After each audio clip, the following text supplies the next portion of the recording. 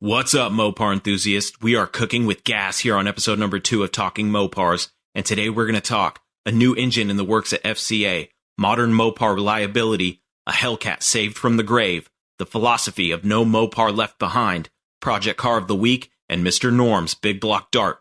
Don't go anywhere. I am Chris Albrecht, better known as the Mopar Hunter, and this is Talking Mopars.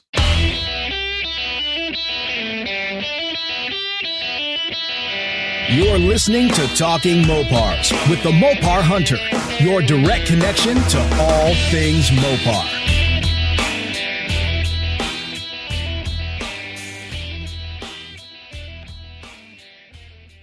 Once again, we are firing on all cylinders here at Talking Mopars, and this is episode number 2. If you were here for episode number 1, welcome back. But if you missed episode number 1, shame on you. Shame. But that's okay. Rejoice. This is what I want you to do. Listen to this episode, and then go back. Listen to episode number 1, and then, guess what? You're going to be caught up to speed. But until then, let me just give you a quick rundown of what this show's about. Talking Mopars is your direct connection to all things Mopar. No Mopar will be left behind. We're going to cover it all. It's just going to take some time. You know, the world of Mopar, the history of Mopar, it's huge. There's so much to talk about, so we're just going to chip away. We're just going to chip away one car at a time, one story at a time, and the good news is we have plenty to talk about. So sit tight, buckle up, and let's get right into it. But first, let me just say this. Since I launched this show, I have received nothing but positive feedback. And I didn't know what to expect when I launched the show, so it was a welcome surprise. I've heard from so many different people. I've made so many new friends. So I just want you to know that I am super appreciative of it. Thank you very much, and I hope you enjoy this show as much as I enjoy this show. And I'm just looking forward to what the future has in store for this show. So sit tight, and let's get right into it. If you've been paying attention to Mopar news recently, you've probably heard the same disturbing rumors that I have, and that's that FCA is going to be killing the 5.7 HEMI and the Pentastar V6 to make room for a new engine that they're calling the Tornado. This engine is rumored to be a derivative of the current turbocharged four-cylinder found in Alfa Romeos, and upon its release, it's supposed to be found in SRT vehicles, Alfa Romeos, and Maseratis. Now, you're probably asking, is there physical evidence? Yes. Some Mopar sleuth, some Mopar Sherlock Holmes found a schematic, a technical drawing that shows this engine. And apparently it was found on the USPTO, which is the United States Patent and Trademarking Office. And basically what happened was FCA filed the patent on the design of this engine. So where there's smoke, there's fire, folks. So this may be true after all. Some numbers that are being thrown around when it comes to this engine are a single turbo version, standard, that comes with 360 horsepower. There will also be a high-performance version that is twin turbocharged with 525 horsepower. I don't know what will be in between those two numbers, but that's pretty impressive. So currently the Pentastar V6, I think, is around 300 horsepower, and this new inline 6 starts at 360, plus it's boosted. So, this is getting interesting. So we'll see what happens. Apparently, it's going to be using FCA's new technology called e-booster. It's e-booster technology. I don't know anything about it. I haven't done research to speak on it. But I'm going to do some research and dig up some facts. Apparently, so from what I gather, the e-booster technology is basically a way that they've come up with to reduce turbo lag electronically. That's all I know, and that's barely anything. So take my word with a grain of salt. Now, if you have the same mindset as me, you're probably thinking at first, when you heard this rumor at first, you're probably like, they're killing off the 5.7 HEMI. What are they doing? But I mean, when you look at that first number, that 360 horsepower, think about the power output of a 5.7 HEMI. And then maybe you're going to change your mind a little bit. Because guess what? with the 5.7 HEMI gone, that's okay because we still have HEMIs. Folks, relax. We still have HEMIs. They haven't gotten rid of them yet. And maybe the idea of a turbocharged inline six isn't so bad after all because, when it's all said and done, we still have the 6.4 392 and we still have the 6.2 supercharged HEMIs. So, I don't think it's something to be too worried about. I think that a new platform to play with would be a lot of fun, especially when you start talking about boost. There's a reason why so many people are turbocharging and why they're utilizing superchargers to build power, because they do. So here's what I would like to see. I would like to see a new CUDA. Yes, that's right, a new CUDA. But not just a Challenger with an appearance package. I want to see a whole new car. I want to see, here's my prediction or suggestion to Mopar, okay? I want you guys to build a CUDA that is lighter weight, more compact, and better handling than a Challenger or a Charger. I think there's a big market there that you guys could capitalize on. And I think if you executed it right, you would really have a hit. I think that car would be a huge success. So that's my prediction. I think that Mopar is going to come out with the CUDA. It's going to have a twin turbo, 525 horsepower inline six. And I think it's going to really piss a lot of people off. And I think it's going to make a lot of people really happy. And the idea is intriguing. Those are my thoughts on that. Moving on. Some interesting news that I've heard recently is that Dodge made the top 10 in the Consumer Reports reliability rankings. So they moved up 13 spots to number 8. Now that's pretty good. They are the only Detroit-based automaker to make the top 10. So that's impressive.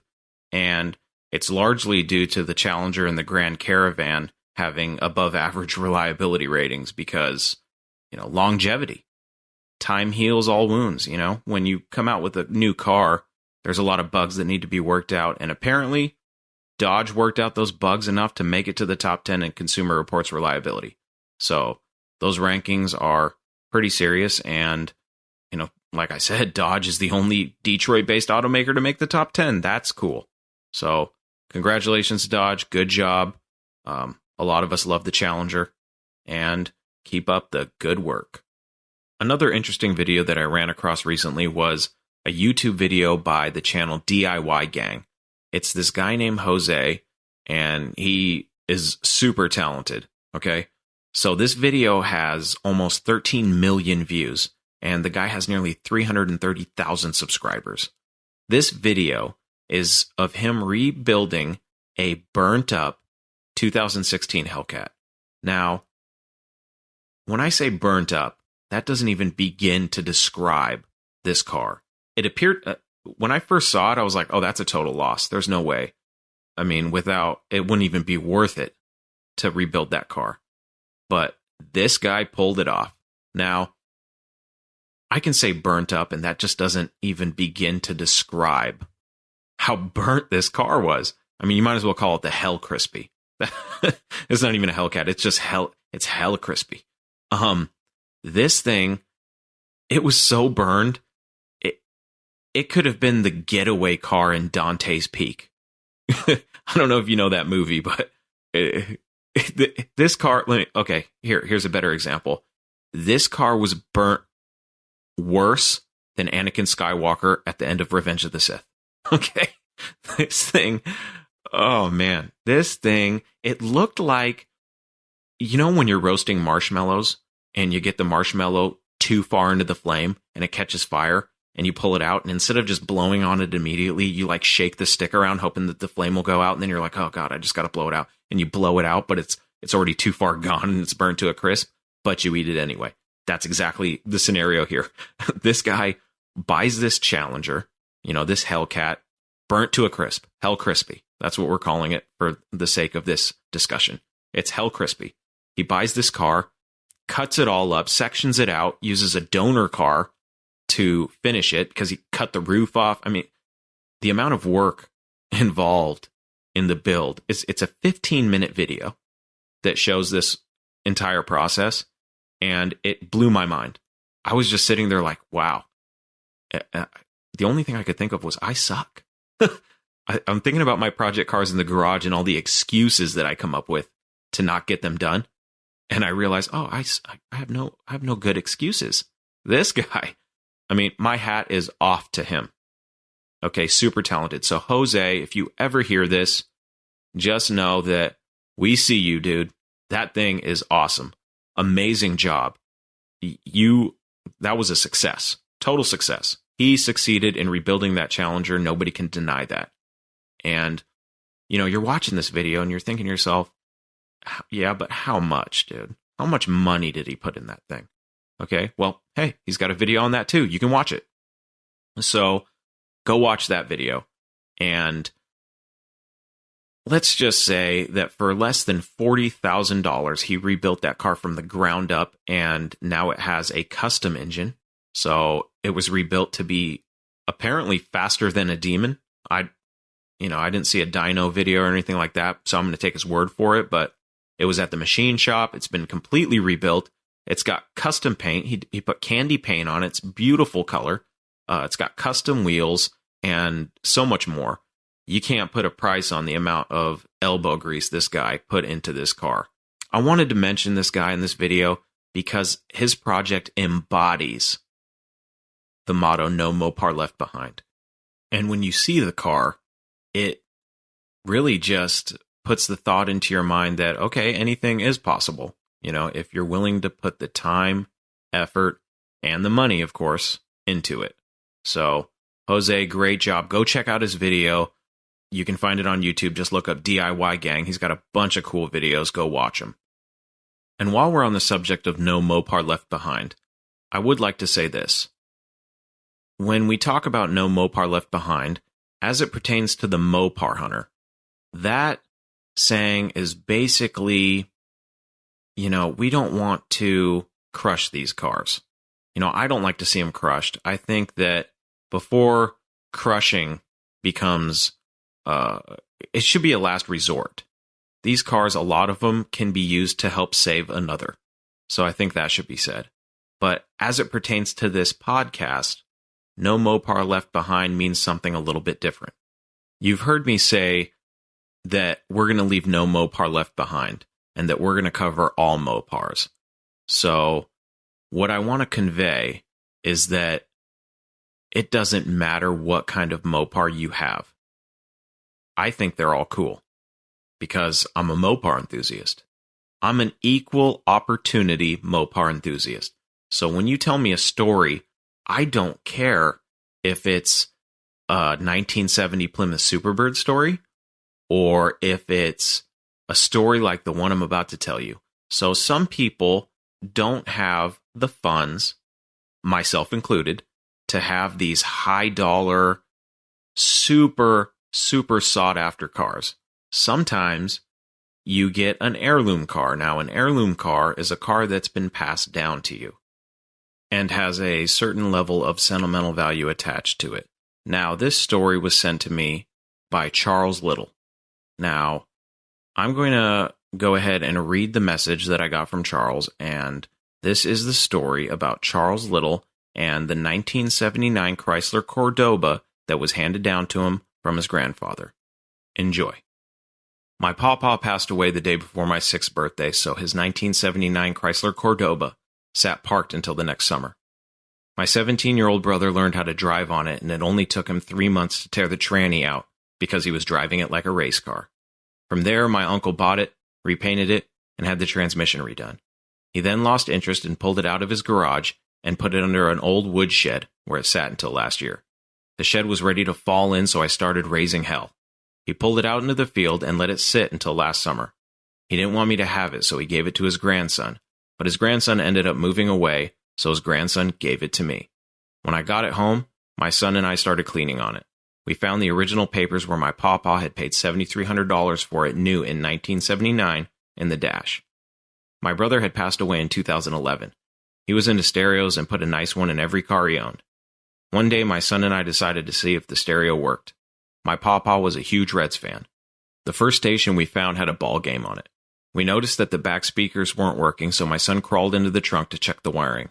He found a loose speaker wire, but what shocked us is that the speakers were not factory. They were a set of Pioneer 6x9s that my brother had installed with what short time he had the car. It didn't take long to get the car running, but it wouldn't idle due to having a blown intake gasket. I sold a little Honda car to get started on fixing Papa's car. I'm a traveling musician, so money is either rolling in or dry. I wanted to keep the original engine, but rid it all the smog crap. My uncle had already did away with the lean burn, but I decided to take it a step further, so I began a mad hunt for Mopar stuff. I ended up finding a nice 364-barrel intake from a St. Regis police car. From there, I ordered a 454 lift cam, a new 625 CFM Demon carb, new roller chain and gears, Edelbrock springs, Mopar performance valve pans, all new gaskets along with new water pump and a breather. I only redone the heads and intake because the car only had 52,000 miles on it and doesn't smoke. I used to build old Chevys in my 20s, but this is my first Mopar build and means the world to me. I'm about $30 away from getting it running, but I'm not getting any shows, so money is tight. Christmas is also coming, so my kids come first. I'm hoping to get it running very soon. I also hope you enjoy the story behind my very special car. By the way, the engine is a 360. In 1979, the 318 was the standard engine, with the 360 being optional, so I guess my papa wanted more power. You are more than welcome to use my story in your podcast, and please let me know when your next one is. I loved the first one. No one talks about Cordobas, and they were very instrumental in keeping Chrysler alive in the late 1970s. I don't know anyone better than you to shed some light on this forgotten Mopar gem. Imagine what this car and the 360 could have been without emission loss. And that is Charles Little's story about his 1979 Chrysler Cordoba handed down to him by his grandfather. Thank you, Charles, for sharing your story with me. And for all of you listening, I want to hear your stories. Send them in. I'll try to get to them if I can. I like to share stories like these because I think they're the foundation of car enthusiasm. Most car enthusiasts have a story, maybe not like Charles' story, but they have a story where a car has had an impact on them in their life, and that led to them being enthusiastic about cars. So email me at chris@talkingmopars.com and share your story with me. I'm going to go through them. Hopefully I get to them all. I want to share all your stories. I think it's fun. I think it's cool to hear these stories. And like I said, it doesn't matter if it's a, 1970 Plymouth Barracuda HEMI car, or if it's a 1985 Chrysler LeBaron, like my grandmother's car that I traveled the United States in with her when I was 5. That's a different story for another time. I just wanted to say that I am open to any and all Mopar stories. I do not discriminate. If you have a good story, if you have a heartfelt story, I want to share it. This week's project car was an eBay find. Now, I want you to envision this car. So, think of a 1970 Plymouth Superbird in Y1 lemon twist yellow with color-matched steel wheels and poverty hubcaps. This car has a black vinyl top with black interior and bucket seats, a tick-tock tack, and a pistol grip 4-speed. Under the hood sits a 446 barrel. Out back, a Dana 60 with 354 gears and a sure grip. This car is, what a lot of Mopar enthusiasts, I'm one of them, this is the type of car that you hope to God that when someone says, "Oh yeah, I got an old Mopar in the shed out back," and you're like, "Oh yeah, what?" You're just prodding for information, like, "Oh yeah, what do you got?" And they're like, "Oh, it's an old Plymouth. It's got the big fin on the back, and it's got that beak on the front of it, and with the flip up headlights." And you're thinking to yourself, "Good God," and you're trying to play it cool, when can I come look at it? I come look today. I mean, if you got time. And so you go out there and you open the shed, and there it is. And the first thing you see when you're lifting the tarp, the dilapidated tarp on this thing, is you already know what it is. You can see the overall shape, and you're just like, you're lifting the tarp and your breath is taken away. This is the type of car that every Mopar hunter like myself wants to find. But you're talking about a needle in a haystack. Most likely, if I ever say, "Oh, hey, so you got an old Mopar?" They're going to go, oh, yeah, it's an old Plymouth. And you're going to go out there and it's going to be a 1988 Plymouth Sundance or something. You know what I mean? But this car is advertised as a two-owner, 83,000-mile, all-original, unrestored survivor car for $149,950. But here's the thing. Here's my problem. I got questions. Okay. So this car is advertised as original, unrestored, surviving. But it was repainted once in the early 80s. That means it's not original, and it is not a survivor. I'll give you unrestored. Nobody put this thing on a rotisserie or anything like that, so I'll give them that. But guess what? If anything has been modified, such as the paint or bodywork or anything like that, it's not original and it's not a survivor, okay? Period. That's all there is to it. You know, this car, you know, it's awesome. Do not get me wrong. It is absolutely awesome. I would die to have this car. But one thing I hate, out of all the thousands of cars I've shared and, you know, seen for sale, I absolutely hate when cars are misrepresented. And this car was misrepresented. Don't advertise it as original, unrestored, surviving if it's been repainted. Period. You know, it's got Goodyear Eagles on it. You know, that's not original. What are you talking about? You know, so that's my big gripe with this car. I believe that that's false advertising, you know, plain and simple. I think that it's just the hook to get you in, but, you know, I hope nobody's fooled. I hope nobody buys it and then goes around, you know, and spreads that misinformation like, oh, I've got an original, unrestored, surviving, you know, Superbird, because they're going to feel pretty bad when they take it to their first show and they get some, you know, some know-it-all, you know, going, hey, and they just get ripped to shreds. You know, that's what's going to happen. They're going to get ripped to shreds because this dealership, who I will not name, they are misrepresenting this car. And I've seen some of the other cars they've had, and they got cool stuff. This Superbird is cool. Do not get me wrong. I love this car. But you can't call it original. You can't call it a survivor. I'll let you have unrestored, because a cheap paint job or however much it cost in the early 80s, you know, that wasn't a restoration. But the car's cool. You know, is it worth $150,000? You know, if I had $150,000, if I had a disposable income, yeah, guess what? That Superbird, I'd be driving that thing. I would be daily driving that car. That's what kind of jerk I am. Okay. If I had a wing car, I'd drive it all the time. Rain, sleet, snow, ice. I don't care. I'm driving that car. Just kidding. I would never take it in the winter. But I just, like I said, I've seen these cars advertised falsely. I see it all the time. And it really annoys me, and it's really, really doing an injustice to people new to this hobby, because they see, you know, terminology used like that. And it's not just original, unrestored, survivor. Those terms, barn finds, those terms, when they aren't really original, unrestored survivors or actual barn finds, when you throw those terms around, they discredit, you know, cars that are actually original, unrestored, survivor, barn finds, because then everybody starts questioning every car that has any of that terminology attached to it. So please, if you're selling a car, represent it correctly. You know, if they had just advertised this car as two-owner, you know, 83,000-mile car, mostly original, I would have let them have that. If they would have just said mostly original, that would have been fine. But they didn't. You know, this car, when you mess with the paint, I'm going to go ahead and say this car's, we'll say 90% original, you know, and 10% unoriginal. I'll give them that. It's a beautiful car. You know, it's got, you know, bumps and bruises, and you can see, you know, rust peeking through, and it looks like it's got a little bit of cancer, but, you know, faded carpet.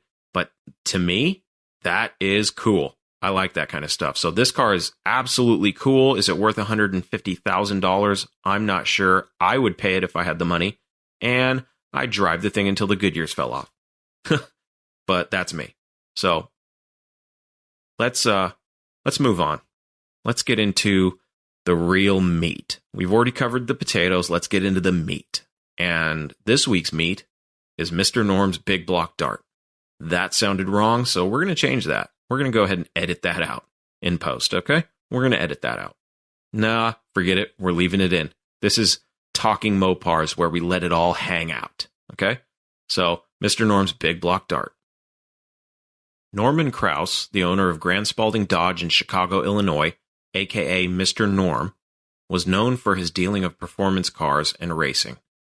Grand Spalding Dodge was known as the High Performance HQ when it came to Mopars. And in the second half of the 60s, Mr. Norm was trying to convince the suits at Chrysler to put big blocks in their compact cars, because muscle car math is light car plus big engine equals fast. But in 1966, Chrysler did not have anything in their lineup that matched a big engine in a small compact car. Now, we move into 1967, where the A-body lineup received a complete redesign. But unfortunately, only one of those cars was available with a big block option, that car being the Barracuda. Apparently, Chrysler thought that the Barracuda would be better competition for the Mustang, as the pony car wars were just starting to pick up steam. But Mr. Norm saw potential in the newly designed Dart. He looked at it and thought that the 383 would fit. So he had his team do the swap on a 1967 Dodge Dart GT with a slant 6 and a little bitty 904 automatic. They used a 383 out of a Coronet that had headers, larger jets, new plugs, and adjusted timing. This ended up giving the car way more power than the factory ever intended to. The car laid down 390 horsepower to the wheels on Mr. Norm's dyno, and it was tame enough for the street, but fast enough for the track. You know, they thought that with a properly tuned 383, it could turn low 12s in the quarter mile, with plenty of potential to go faster. And, you know, at that time, you know, you're talking about 1967, and on the first episode, we talked about the 1968 Roadrunner and how the goal was to have a cheap car that could run the quarter mile in 15 seconds, okay, at 100 miles an hour. Now, Mr. Norm just put together a car, a Dart, that would turn low 12s in the quarter mile with this 383. So, you know, Mr. Norm was a rebel, and this was during the Dodge Rebellion era, so it was kind of a perfect fit. And let's be honest, if you're not first, you're last. And Mr. Norm beat Dodge by getting the big block in the Dart done first. Because, funny enough, in 1967, they actually made the engine available in the Dart, and only 458 were produced. In 1968, Mr. Norm would change the game again with the 1968 440 Dart GSS, the Grand Spalding Special. The other pony cars put out more power, so the 440 was a must. But that's a story for another time. We'll get into the GSS Dart on another episode. I do want to close this story with a question that I actually asked Mr. Norm himself, and his answer surprised me. So what I asked him was if he could go back in time, back to 1967, and instead of putting the 383 in the Dart, I was curious to know if maybe he would have instead, looking back now, went with the 426 HEMI. Because as a lot of us know, in 1968, Chrysler had the Superstock Barracudas and the Superstock Dart, both outfitted with a 426 HEMI. Not intended for street use, but, you know, the engines were in there. So I was wondering if maybe, you know, he had ever thought that going with the HEMI would have, you know, he still would have beat Chrysler to the punch, and it would have been the HEMI. You know what I mean? It's always cooler to say you got a HEMI. I don't care what anybody says. It's always a little bit cooler to say you got a HEMI. But, you know, Mr. Norm, he replied and said that no, the 383 was, you know, the perfect engine choice, you know, and that I was comparing apples to oranges. So I respect his answer, and I completely understand his point of view. If it was me, I would have went with the HEMI. I would have shoehorned that sucker in. I don't know how, but it would have happened. But that's me. So thank you, Mr. Norm, for answering my question. And hey, if you ever want to be on the show, you know where to find me. Chris at talkingmopars.com. And you can also find me. Share your stories with me because I want to share them on this show. So reach out to me. You can go to talkingmopars.com and, share your story with me. Like I said earlier in the show, I really want to tell these stories. I think they're fun, and I love reading them, and I hope that you enjoy listening to them. And there's plenty more to come, so send those stories in. Also, I'm trying to spread the word of this podcast. So if you're listening to this right now, and you have friends that are Mopar addicts just like us, share it. Share the podcast, and let's get this word out there so that we can hear even more stories, because there's probably hundreds of thousands of fun Mopar stories out there to be told, and I want this platform to be a place to tell those stories and to share them. So reach out to me. I am your host, Chris Albrecht, and that was Talking Mopars.